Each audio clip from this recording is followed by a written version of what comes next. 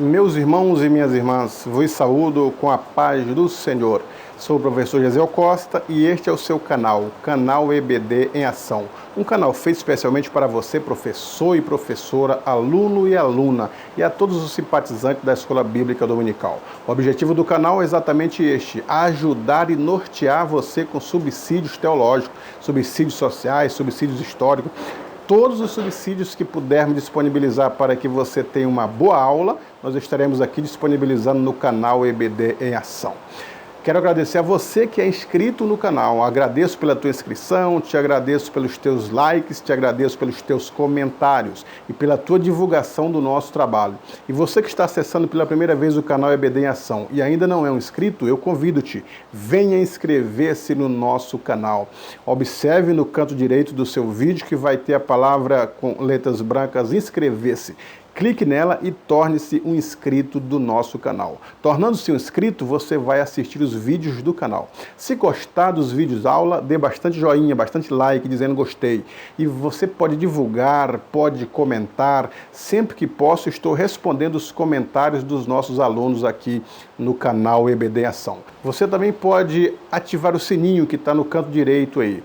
Você veja o sininho, clique nele, então você ative o sininho, porque quando você ativa o sininho, toda vez que eu postar vídeos novos aqui, e eu posto toda semana, você vai receber uma notificação como se alguém estivesse dizendo: corre no canal porque tem vídeos novos. Aí você vai assistir esses vídeos em primeira mão. E assistindo, não se esqueça, dê um like, dê um joinha, depois você pode divulgar, comentar e compartilhar nas suas redes sociais estes vídeos. Você também pode estar acessando vídeos de trimestres passados, vídeos de trimestres de anos anteriores. Eles estão disponíveis através de playlists, que são pastas que dentro de cada pasta está o trimestre inteiro de vídeos, aulas comentados. Acesse ali, assista, dê o joinha, divulgue e compartilhe no nosso canal. Sempre será você bem-vindo ao nosso canal EBD em Ação. Divulgue, fale para os seus amigos, para os seus irmãos que há um canal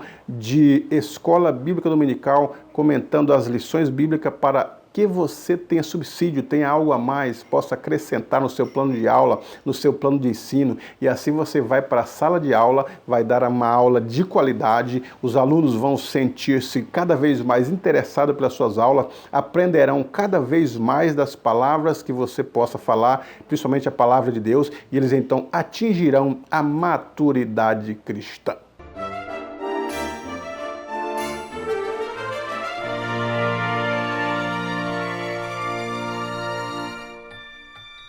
A lição de número 7, datada do dia 16 de fevereiro de 2020, tem o título A Queda do Ser Humano. O texto áureo está em Romanos 5,12. Pelo que, como por um homem entrou o pecado no mundo, e pelo pecado a morte, assim também a morte passou a todos os homens, por isso que todos pecaram. A verdade prática: ao pecar contra Deus, o homem perdeu o completo domínio sobre a criação e tornou-se vulnerável à morte. Em Cristo, porém, temos o reino e a vida eterna.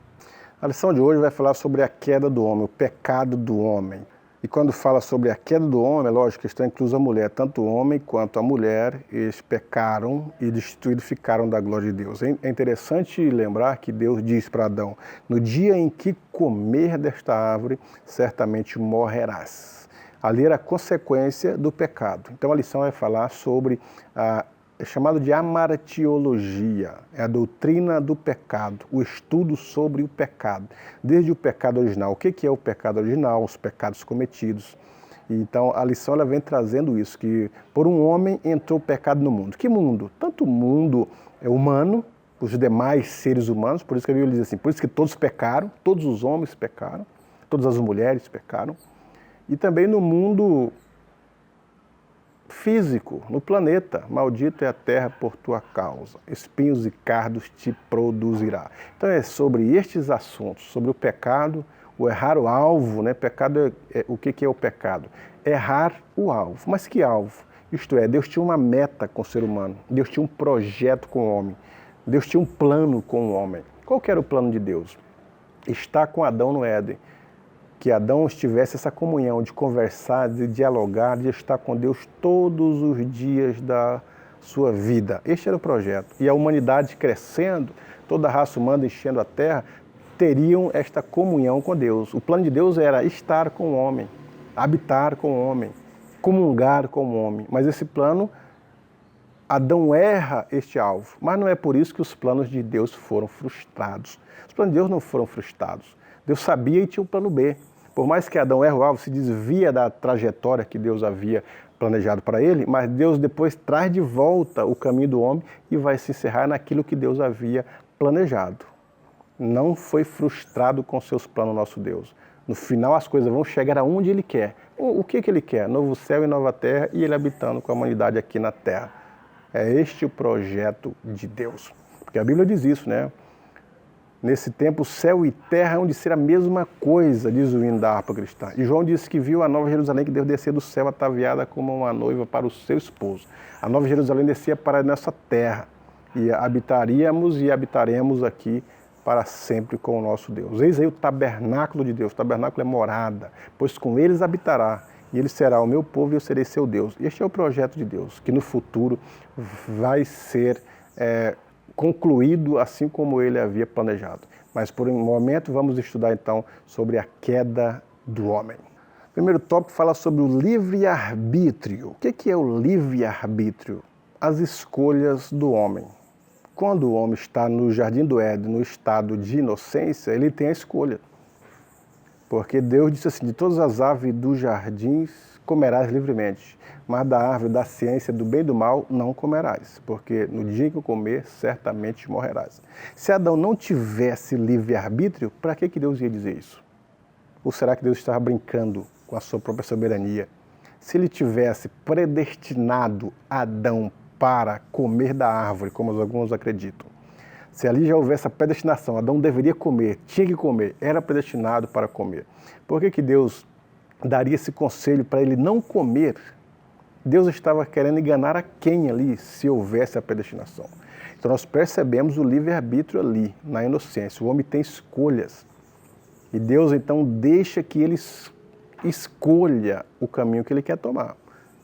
Pode comer das árvores livremente, mas da árvore da ciência do bem e do mal não coma. Se Deus de fato quisesse predestinar o homem, dominar ele como se fosse um robô, não teria deixado Adão comer. Agora, Deus deixa Adão comer por quê? Não significa que não é que ele não tem o controle, porque essa é a questão. Porque se Deus deixou comer, então ele não tinha o controle, não tinha a soberania. Cadê a soberania de Deus de impedir Adão? Não, Deus não fez robô, fez homem de escolhas. E ele respeita aquilo que ele criou no homem, o livre-arbítrio. As escolhas, ele respeita, por mais que isso traga sérios prejuízos, como trouxe no caso da escolha má de Adão. Agora, Deus sai mais fortalecido, mais glorificado, porque ele é capaz de tirar essas consequências das escolhas negativas. O homem ou ninguém teria condições de tirar o pecado da raça humana.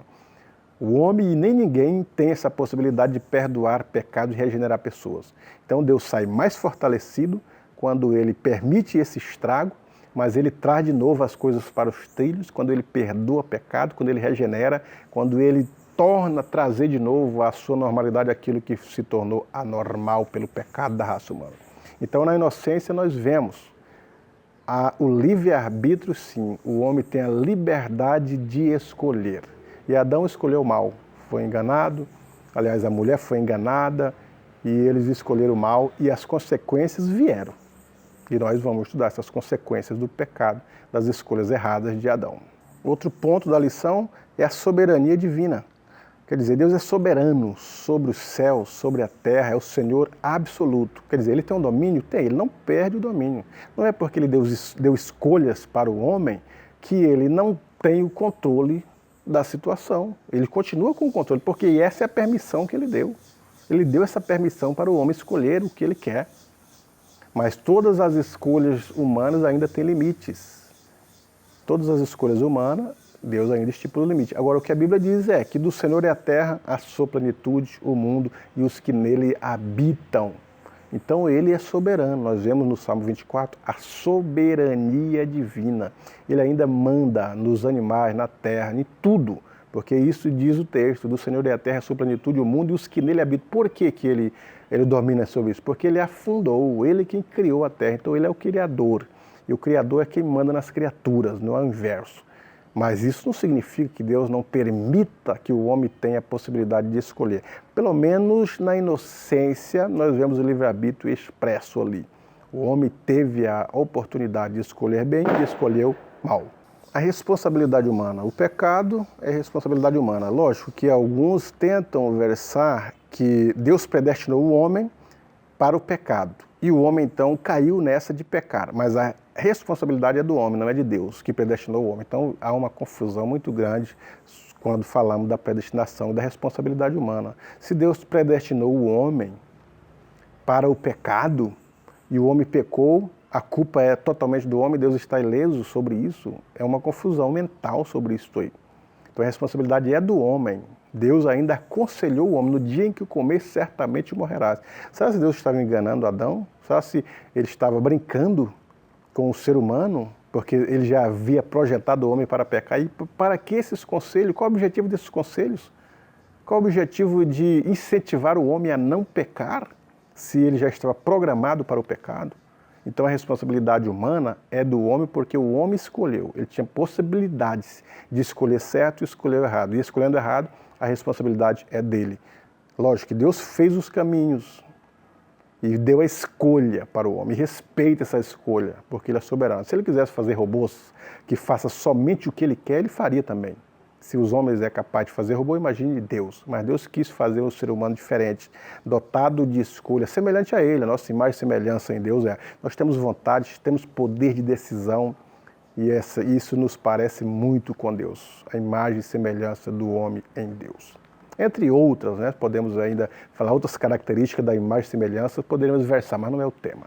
No tópico 2, a queda, um evento histórico e literal. Por mais que alguns tenham dito que isso aí talvez seja um pensamento, seja algo que não seja literal, nós acreditamos na literalidade do texto. Adão de fato existiu, a queda de fato existiu. O Jardim do Éden, houve o Jardim do Éden na sua literalidade. Nós não descartamos isso, não é uma metáfora, não é uma comparação, mas isso é uma realidade do evento que está estipulado aqui na Bíblia Sagrada.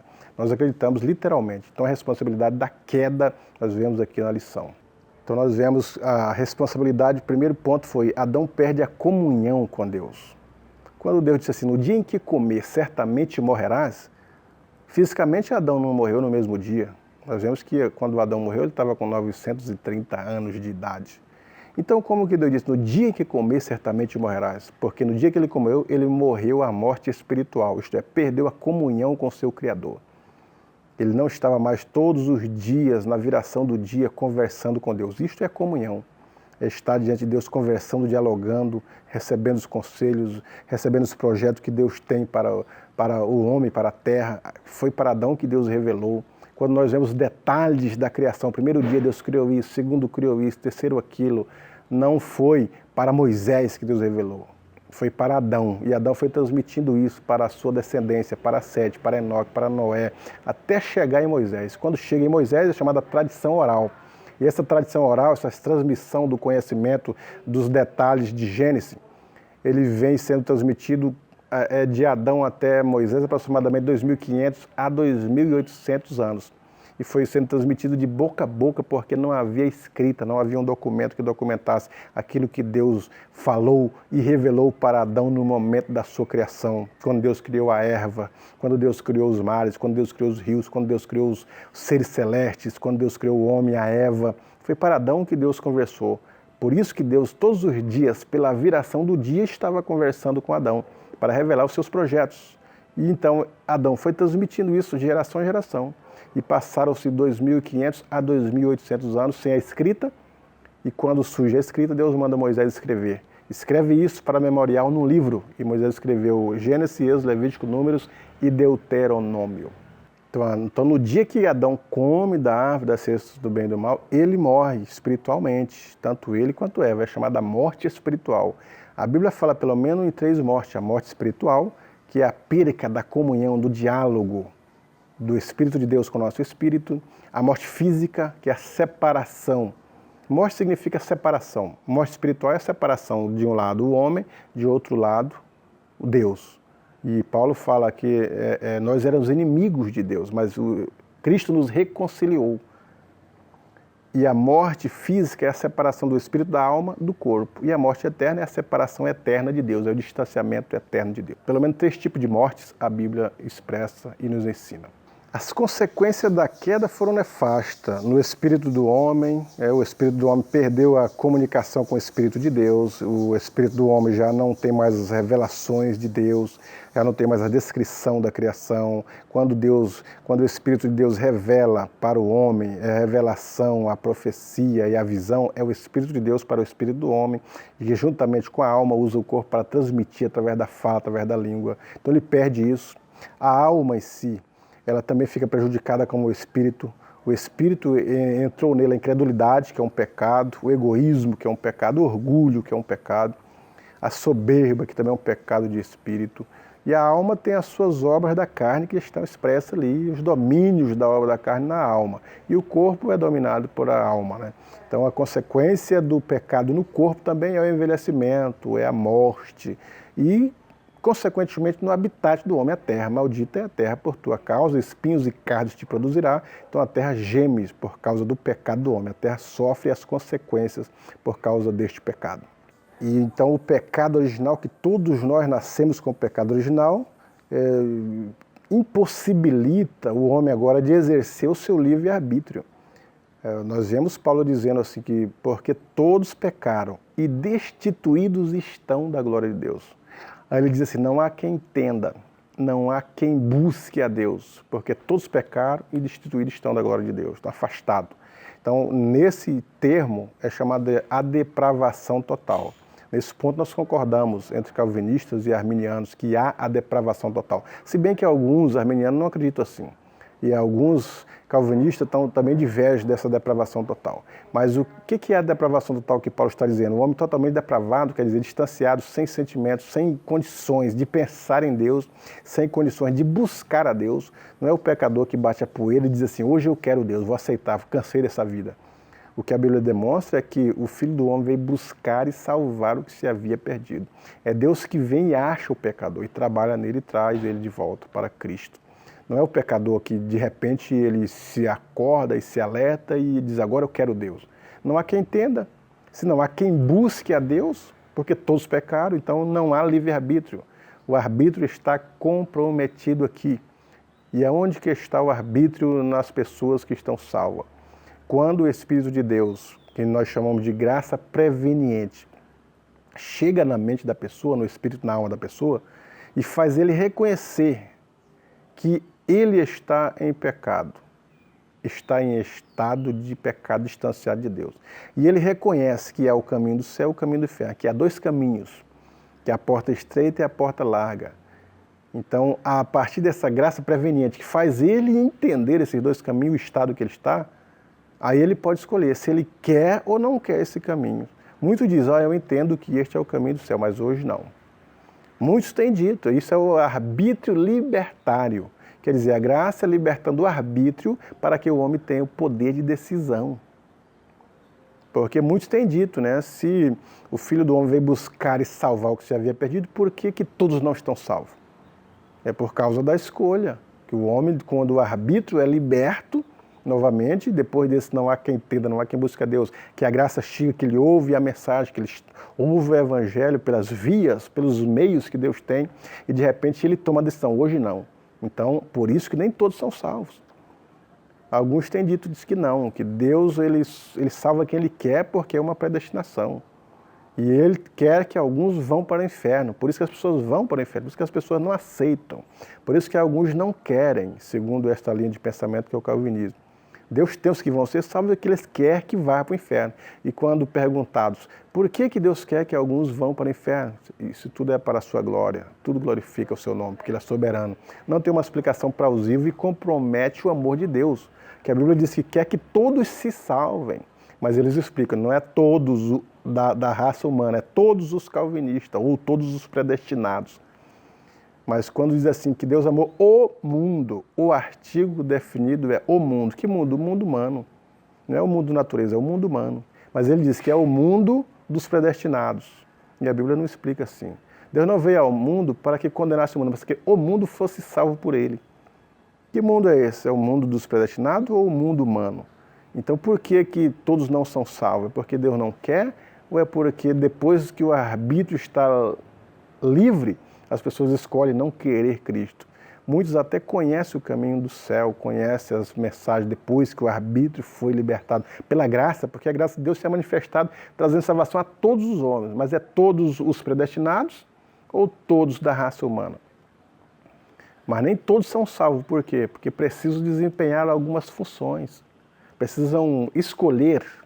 Quando eles ouvem a mensagem salvífica, sejam elas pregadas pelo Evangelho, pelos profetas, pela natureza, Deus ele faz de tudo, como diz o Stanley Orton, para que o homem encontre com Deus. E quando o homem recebe a mensagem salvífica, nenhuma alma pode se justificar diante do trono branco, dizendo, eu nunca ouvi falar de Deus. Nenhuma alma vai se justificar, porque todos ouviram, seja pela natureza, seja por qualquer outros meios. E eles então não vão poder se justificar. Mas Deus faz de tudo. Agora, quando essa mensagem salvífica chega ao homem, a graça liberta o arbítrio que ele perdeu pelo pecado. Então ele passa a enxergar dois caminhos, passa a enxergar a verdade e a mentira, o caminho do céu e o caminho do inferno. Agora, a decisão sempre será do homem. É o arbítrio libertário, através da graça preveniente. A graça prevê isso, liberta para ele poder escolher. É assim que nós cremos teologicamente falando. A transmissão do pecado à espécie humana, todos pecaram, né? Todos já nascem. Quando o salmista diz assim, eis que em pecado me concebeu minha mãe. Não é como alguns têm explicado, que a mãe de Davi pulou a cerca, ou que ele era um filho bastardo por causa de um pecado. Isso não é verdade.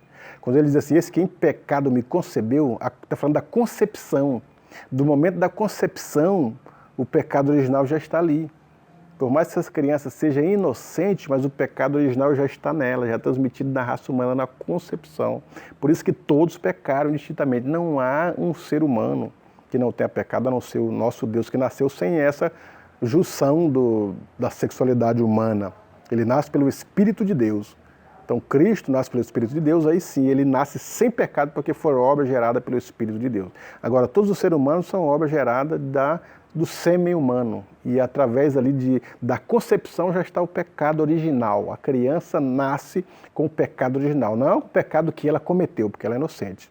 Aos pecados cometidos que nós cometemos e ao pecado original que já vem arraigado no coração, na alma do inocente. E como sabemos que uma criança inocente, ela nasce já com o pecado original? Por causa que algumas crianças nascem e morrem na sua inocência.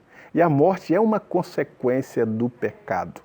Tiago fala, porque todos somos engodados, fala da consumação do pecado, né? O pecado sendo consumado gera morte, então é uma consequência do pecado. A morte só está no mundo humano por causa do pecado. Então as crianças recém-nascidas só morrem por causa do pecado original, não os pecados que elas cometeram porque são inocentes. E se elas já nascem com esse pecado original, elas são salvas ou não são salvas? Claro que o sangue de Jesus Cristo no Calvário já alcançou esses inocentes, libertando eles desses pecados original que receberam dos pais, que por um só homem entrou o pecado no mundo, já liberta eles deste pecado. Então eles têm a salvação garantida, porque o sangue de Cristo libertou esses inocentes. Senão Deus não seria justo com esses inocentes que não cometeram o pecado e nem tiveram ciência que nasceram sob o pecado.